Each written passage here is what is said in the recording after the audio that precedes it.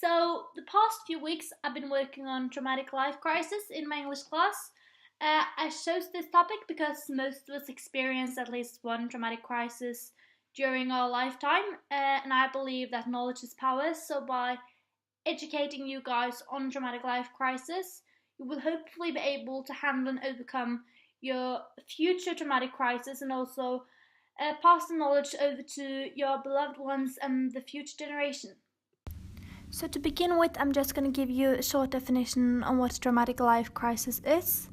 A traumatic life crisis is the individual psychological situation by an external incident.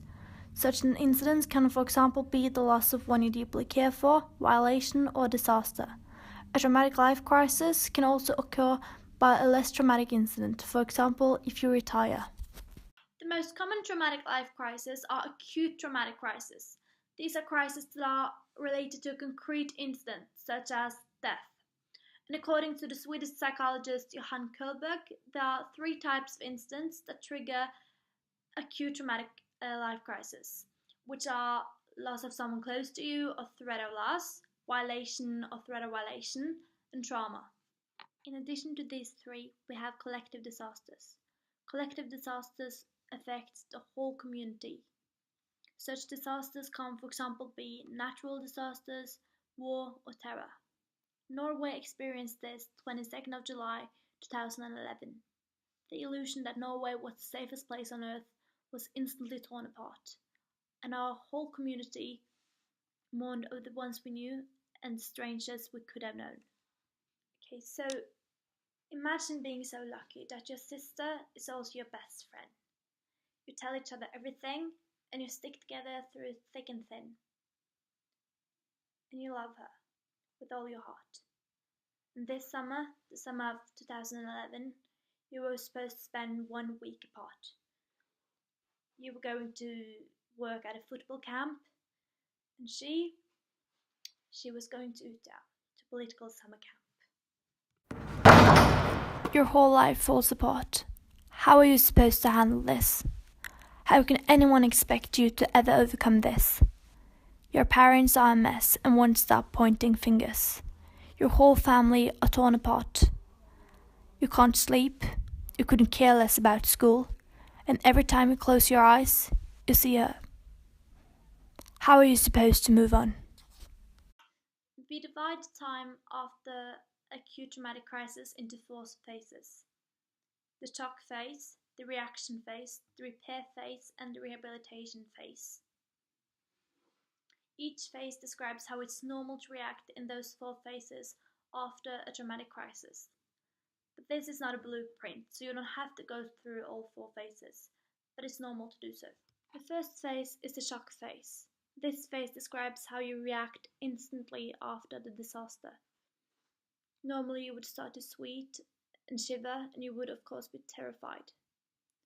In this phase, you either react with apathy, that's when you aren't able to show your emotions, or you panic and try to escape. And this phase lasts from a couple of seconds to several days. The second phase is called the reaction phase. In this phase, you often have way too many emotions. Someone gets very, very angry, while others just stay in bed and cry. It's common to deny the fact that incident ever happened, and it's also usual to point those strong emotions towards someone, either they deserve it or not. So most of us would carry a lot of guilt after traumatic crisis. It's normal to think, why wasn't it me? Why did I ask for that? Why did I do that? Or why didn't I do that? Don't do this. Don't tear yourself apart this way. It's important that you accept help from the ones around you, especially in this second phase, just so you don't sit alone with your own thoughts. In the second phase, it can be particularly difficult as a mum or friend or boyfriend to know what to say, because often you are afraid of saying something wrong or being in the way. But I believe that it's important for you as a supporter to show that you are there for the person in pain and are willing to help. The third phase is called the repair phase. In this phase, it's normal to wake up and smell the coffee. you are now able to talk about the traumatic incident, but it's vital that you are aware that the grieving process takes time. And though you can face facts, it's hard.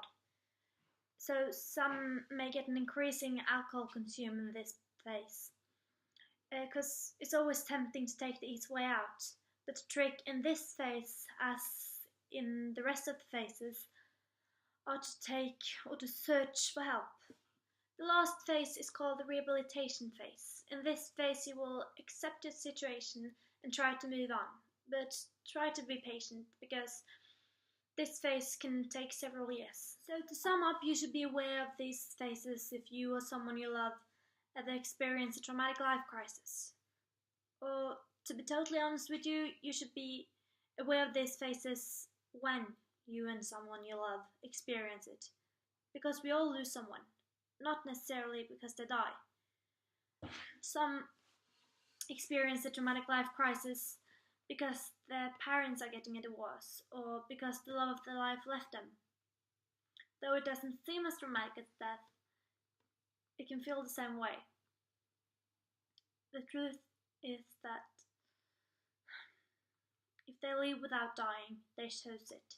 They chose to leave you behind. They chose not to spend the rest of their life with you. But please don't underestimate a person's crisis.